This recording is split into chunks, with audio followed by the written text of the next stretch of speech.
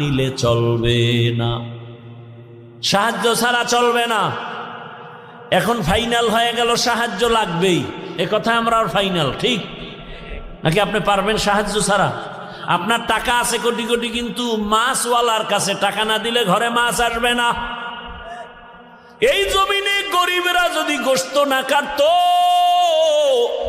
বড় লোকের কপালে কোনোদিন গোশতের খানা পেটে যেত না। নদীর মধ্যে গরিবেরা গিয়া কি পরিমাণ কষ্ট করে মাছ ধরে, ওই গরিব যদি আমাকে মাছ এনে না দিত তো আমার কপালে মাছ আসতো না। আল্লাহ তাআলা দুর্বল বানায় রাখছেন।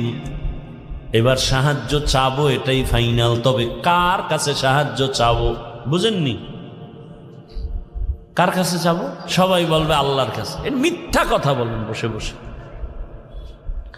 আল্লাহর কাছে সাহায্য চাইতেই হবে যদি আপনার 100 বিশ্বাস আর বাস্তব